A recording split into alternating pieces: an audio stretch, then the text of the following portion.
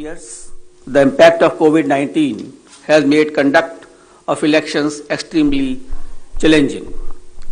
All those present here today and those listening to us have been part of this journey, full of trials and tribulations. It is our duty to see how to conduct elections in a manner that protects both the voters and the vote. As the country faces a surge of COVID cases and emergence of a new variant, Commission would like to explain in some detail the new protocols that have been put in place for conducting forthcoming elections in a free, fair, participative, accessible and safe manner. But before that, we would like to tell you something about the basic preparations which we have done. We work with three broad objectives this time, and foremost is the COVID-safe election. Second is hassle-free, comfortable voting experience to the voters, and third, the maximum voter participation. Friends, for last 6 months, the entire election machinery was gearing up for these elections. Periodic reviews were done, and senior officers of ECI held detailed meetings to review all aspects of poll preparations. A lot of advanced planning and meticulous preparation has been done. In the month of December 2021, Commission visited the poll-bound states to review poll preparedness, and we also had a virtual meeting with the political parties of Manipur and their officers. We discussed with various political parties and elicited their views and suggestions. We also met the chief secretaries, DGPs, DOs, SPs, and various enforcement agencies in the states on various issues of preparedness.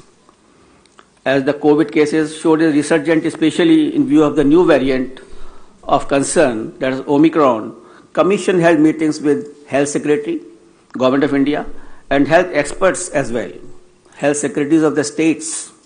We also had discussions with the Union Home Secretary on this issue. After taking all these views and the opinions and the ground situation, we decided to announce elections to the 5 states with safety norms in place. At the heart of election process lies the sanctity and absolute veracity of the electoral roll.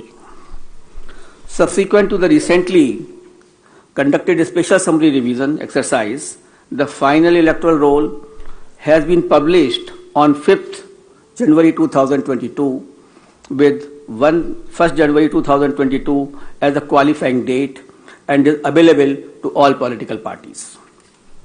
Commission laid emphasis on registration of new age voters, women, and persons with disabilities. A total number of 18.34 crore electors, including service voters, will take part in this election, out of which 8.55 crore are women electors. As a result of the hard work done by our officers in the field, we have some very encouraging figures to share with you, and there was a lot of emphasis on increasing the gender ratio. That is, the women's participation in electoral process. And I'm happy to say that it has been increased in all the 5 states. And as compared to the last assembly elections, and with Uttar Pradesh witnessing the maximum increase of 29 points, followed by Goa 24 points, Manipur 19 points, Uttarakhand 18 points, and Punjab 10 points. With this result, the gender ratio of various states is as under: Goa 1056, Manipur 1065, Punjab 902, Uttarakhand 928, and UP is 868. As many as 24.9 lakh first-time electors, that is between the age of 18-19, have got registered in the 5 states. And out of these, first-time women electors are 11.4 lakhs. In the 5 foregoing states, a total of 13.01 lakh PWD voters and 31.47 lakh senior citizens 80 plus age have been mapped. Their participation has been increasing and their presence at the polling stations serves to inspire the younger generation. Service electors, the personnel and security forces deployed in India's far-flung borders, and mission staff, 5.29 lakh service voters will vote in coming elections. After the electors, I would like to tell you about the polling stations. Another area of focus for the Commission has been the facilities available at the polling stations. We had instructed all COs and all DOs to visit all major polling stations to see and to ensure that all assured minimum facilities are available on all the polling stations. And like AMF, like drinking water, waiting area, electricity, ramps, toilets has been made available at all polling stations. All polling stations shall be necessarily located at ground floor for the accessibility point of view. They will be equipped with all COVID mitigation facilities like sanitizers, thermal scanners, masks, gloves, so that they are absolutely safe to our voters. And in view of the pandemic situation, the maximum number of electors at a polling station has been reduced from 1,500 to 1,250. With this particular reduction in the number of voters at a station, we have to increase our polling stations to 30,330 more. And now the total number of polling stations is 2,15,368. So the number of polling stations have been increased by 16% than the earlier assembly elections of 2017. Another significant indicator of the pressure on polling booths is the average number of voters per polling booth. By reduction of these numbers, our numbers of range from 672 in Goa, 688 in Manipur, 699 in Uttarakhand, 862 in Punjab, and 862 in UP. So these are comparable to the best in the world. On an average, these are the numbers for per person for polling stations. So all stations are less than 1,000, and you see 688, 699, which is very comfortable, and we can give a very good polling stations experience to the voters. As a part of our firm commitment towards greater constructive participation of women in the electoral process, Commission has mandated that at least one polling station managed exclusively by women shall be set up in every assembly constituency. Our officers have identified even much more than that. There are 690 assembly constituency, but we are setting up a total of 1,620 such polling stations that will be totally manned by women staff and the women security personnel as well. This will definitely empower the women, will set an example for others. The women can come freely to cast their votes without any hesitation and without any problem. Similarly, some polling stations will be exclusively managed by persons with disabilities. That will also give a sense of confidence to the persons and an inspiration to others. We have made special arrangements for PWDs. Commission is truly committed to ensuring a comfortable polling environment to persons with disabilities. They shall be given priority for entering polling booths, provision made for designated parking spaces close to the entrance of polling stations. Volunteers shall be available to facilitate PWDs. Wheelchairs will be arranged. All polling stations will be having a gentle ramp so that there should be no problem to our persons with the disabilities. We have made arrangement for the postal ballot facility for absentee voters, and 3 types of absentee voters have been identified. That is the senior citizens with the age above 80 plus, the PWDs with the benchmark disability, and those who are COVID affected. A polling team consisting of 2 polling officials along with a videographer and security will then go to electors' house along with the voting compartment and get the electors to vote on the postal ballot. That is just like ECI at the doorstep of the voter. Candidates will be provided a list of such electors along with route chart and a schedule so that they may send their representative accordingly. Therefore, there is absolutely transparency as far as this absentee voter is concerned. We have also given a facility of online nomination to the candidates. This is an optional facility, and we would like the candidates should use this facility so that the physical contact can be reduced and online facility can be fully utilized by the candidates who are coming for contesting the poll. Friends, another important issue is the candidates with the criminal cases. Each and every voter has a right to know the background of the candidate. Among other measures to ensure ethical elections, emphasis is also given on mandatory publicity of criminal antecedents. Candidates with criminal antecedents are required to publish information in this regard in newspaper and through television channels on 3 occasions during the campaign period. Besides this, it is also mandatory for political parties to upload on their website at the home page detailed information regarding individuals with pending criminal cases who have been selected as candidates. Along with the reasons, the political party will have to give the reasons as to why this particular candidate has been selected and no candidate without any criminal antecedent was selected, and winnability is not the criteria for the same. And the details will be published within 48 hours of the selection of the candidate and not prior to 2 weeks before the first date of filing of nomination as was done earlier. The details of such candidates will also be available on Know Your Candidate, that is the app developed by the ECI. Measures for ensuring peaceful and transparent polls. All critical events will be videographed to closely monitor the proceedings on the poll day without violating the secrecy of the voting process. The Commission has directed that arrangements for webcasting shall be done in critical polling stations and all polling stations in vulnerable areas, or at least in 50% of total polling stations, including auxiliary polling stations, whichever is higher.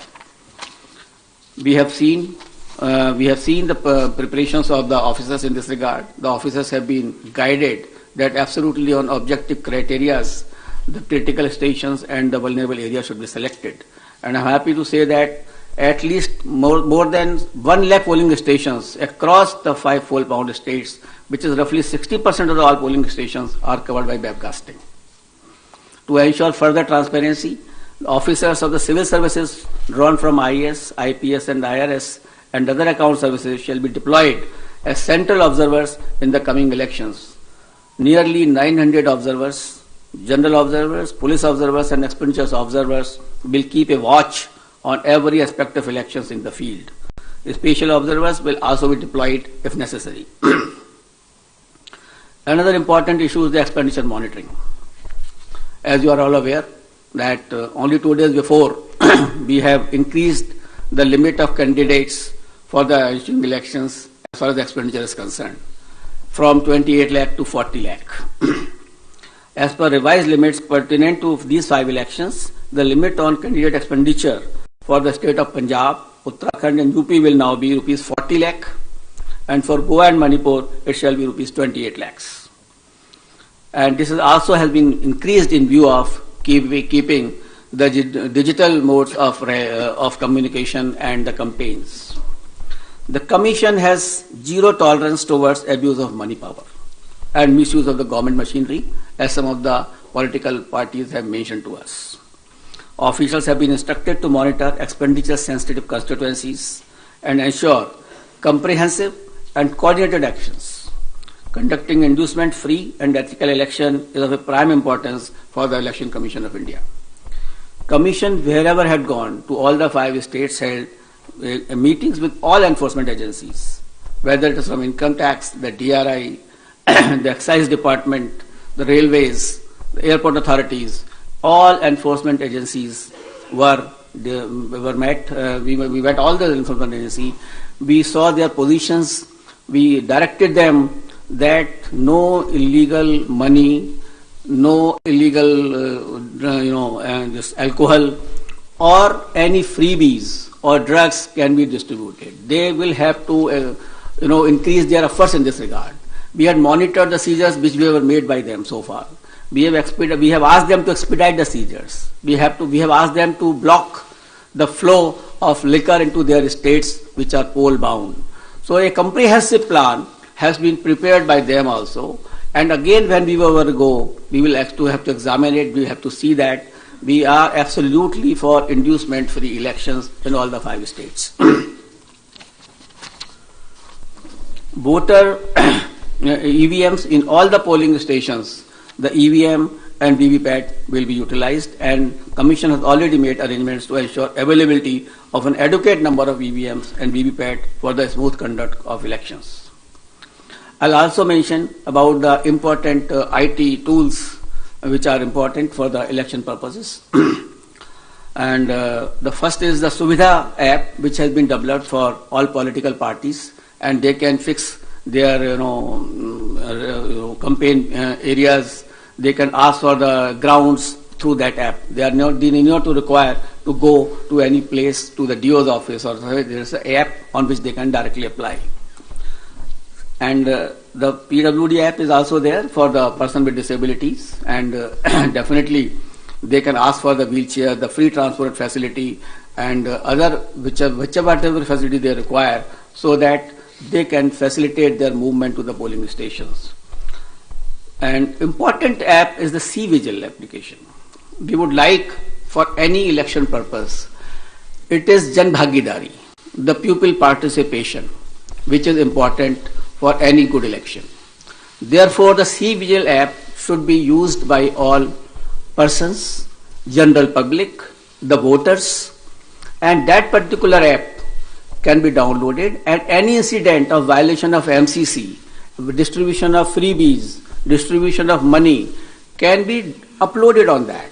You just take a picture, click it, send it, and within 100 minutes the Election Commission of India's officer will definitely reach to that place, because automatically latitude and longitude are available with us on that particular thing.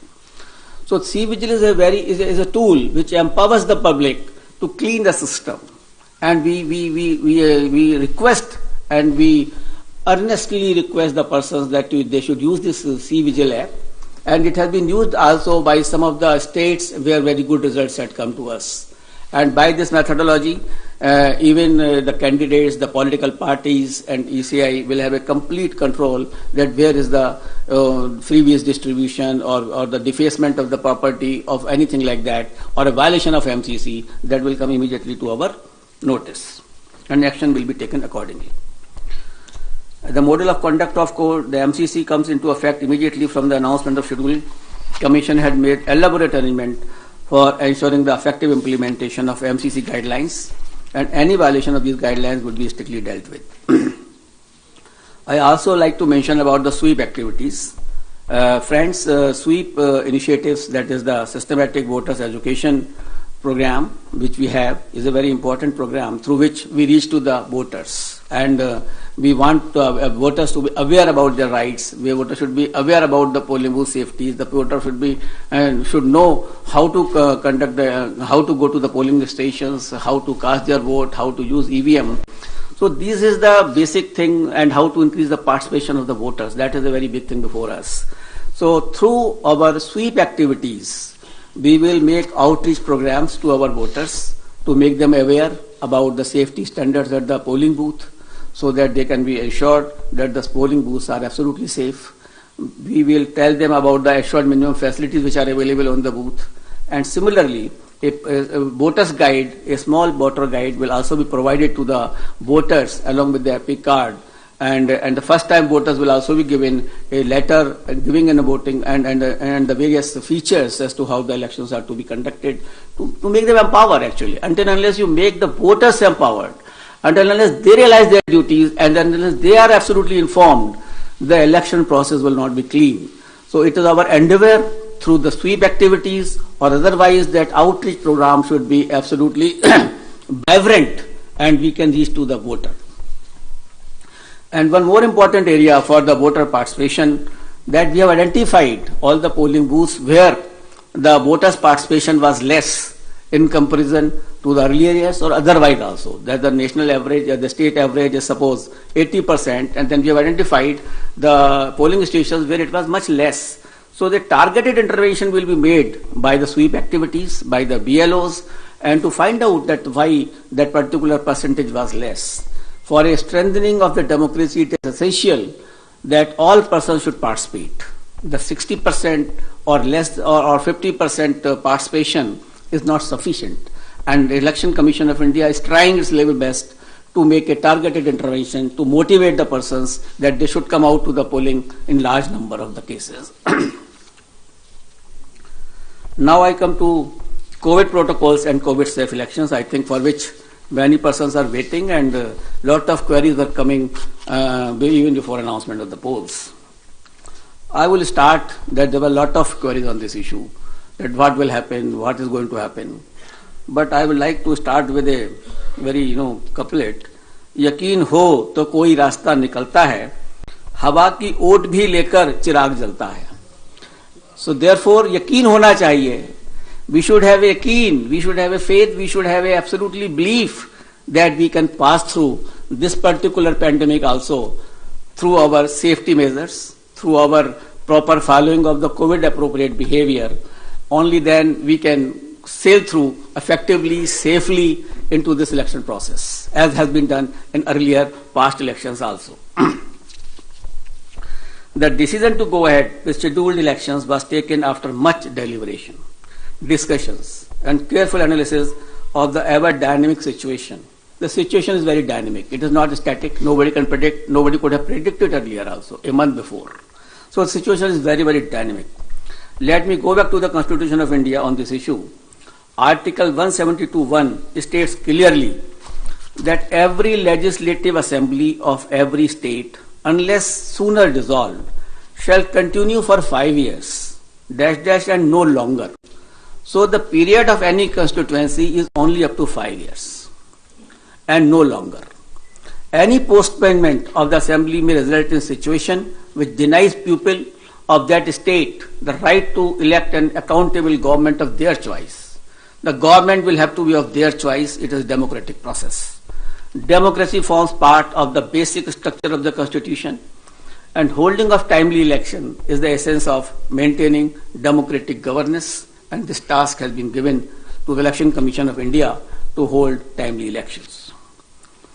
Commission has directed that all central state government officials deployed for election duty shall be doubly vaccinated. So all the officials who will be on the election duty will be doubly vaccinated.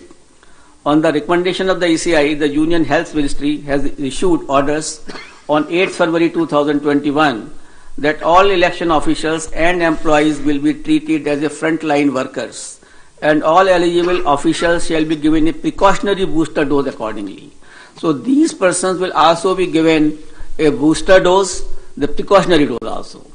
With this, all polling officials who are on the poll duty will be fully safe. So I have spoken that my booths are safe because my booths are fully sanitized, and all provisions of the gloves, sanitizer and everything is there. And here are the polling officials who are the safe. We have directed on our visits also and otherwise also, we have directed the chief secretaries of all polling going states to accelerate the first and second dose of vaccination to all eligible citizens above 18 years. Wherever we have gone, in all the polling stations, we have reviewed the situation of the vaccination. And as you people have also reported, you have also informed that we have asked the chief secretaries to expedite this first dose as well as second dose to my electors of this country. And let me share with you the vaccination program, and they have accelerated the vaccination of the persons of various states. Let me share some vaccination figures with you. Data is on January 7th, 2022. In Goa, more than 95.8% people have been vaccinated with both the doses. So almost all population of Goa has got double vaccination. And in Uttarakhand, people have got 99.6% people have got their first dose and 83% have got the second dose. So in Uttarakhand also, the large number of population is vaccinated. In Uttar Pradesh, which was lacking earlier, but after our interventions and after our discussions over there, 90% population had been administered first dose and more than 52% had taken both the doses. In Punjab, 82% had been given the first dose of vaccination and 46% covered by both the doses. In Manipur, 57% had been jabbed with the first dose while 43% had been administered both the doses. In absolute figures, as on January 7, 2022, more than 15 crore people in these 5 states together have got the first dose of vaccine, and more than 9 crore people had been administered both the doses. So this was regarding the safety of electors. There are 3 components of the elections: polling booth, polling officials, and the electors. So the Commission has taken steps that all these 3 should be the safe area. As far as the electors are concerned, most of the persons have got the vaccination, as I have just mentioned to you. The polling officials are doubly vaccinated with the booster dose also. Polling stations are safe, as I mentioned to you, that all sanitizations have been done. And before polling also, all polling booths will be fully sanitized. We have also seen the positivity rate of these states before taking decisions. I'll tell you that the weekly positivity rate in UP was only 0.24%. In Uttarakhand it was 1.01%. In Punjab it was 2%. Hello? Slowly. Figures. Figure. In UP the positivity rate was 0.24%. In Uttarakhand the positivity rate was 1.01%. In Punjab it was 2.1%. In Manipur it was 1.1%, and Goa it was something around 13% because of the newer party by the outsider in that state. So these are the positivity weekly rates which we have seen and produced by all of us. And we have taken the opinion of medical experts, the Union Health Secretary and other secretaries, as I discussed with you. We have appointed health nodal officers at the district, state and assembly constituency level and in all polling states. And in view of COVID concerns, polling time has been increased by 1 hour in all 5 states, and the time will be notified when the notification will be issued of those particular states. In view of emphasis on non-contact based campaign during pandemic conditions, Commission has decided to double the free equitable time allotted to the recognized political parties on Doordarshan and AER during these elections. It is expected that all stakeholders, namely political parties, candidates, campaigners, voters, and authorities engaged in the election process, shall be conscious of their prime duty towards public health, safety, and therefore shall abide by the general instructions and other norms of COVID-appropriate behavior as mandated by the respective authorities prescribed. Further, political parties and candidates are advised to conduct their campaign as much as possible through digital, virtual, media platforms, mobile-based mode instead of physical mode, ensuring strict compliance of COVID safety norms. And keeping it in mind, the expenditure limit of the candidates have already been increased from 28 to 40 lakh. A detailed guidelines are being issued and which will be given to all of you regarding the COVID guidelines 2022 as to how the political parties, how the election officials, how the EVM persons will be dealt with and will be dealing with the COVID appropriate behavior. But the main point I would like to share with you, the Commission has decided that no roadshow, padyatra, cycle, bike vehicle rally and procession shall be allowed till 15th January 2022. Commission shall subsequently review the situation and issue further instructions accordingly. So up to 15th of January, because the situation is dynamic, it is not static. No roadshow, no padyatra, no cycle, bike or vehicle rally and any procession. Similarly, no physical rally of political parties or probable candidates or any other group related to election shall be allowed till 15th January. Commission shall subsequently review the situation considering the situation of the pandemic and issue further instructions accordingly. So up to 15th of January, there is absolutely a moratorium of physical rally and physical road shows. Between 8 p.m. and 8 a.m., no rallies and public meetings. Similarly, like a campaign curfew that on any campaign day. That will continue. No nukkad sabhas will be allowed on public roads, roundabouts, or public streets or corners. Fifth, no victory procession after the counting shall be allowed, and not more than 2 persons shall be allowed to accompany the winning candidate or his or authorized representative to receive the certificate of election from returning officers. So we are reducing the physical contact, physical availability, and we are saying that more and more virtual and virtual rallies, virtual campaign should be done. However, physical rallies during the campaign period, if after considering the situation, which is very dynamic, and when permitted after the decision of the Commission, shall be conducted subject to adherence to COVID-19 guidelines. The maximum limit of persons allowed for indoor and outdoor rally meeting shall be as per existing directions of SDMAs. For these meetings, political parties shall distribute masks and sanitizers to persons attending and maintain COVID protocol at entry and exit point. Further rallies and meetings shall be allowed only in earmarked places and with prior permission of district administration.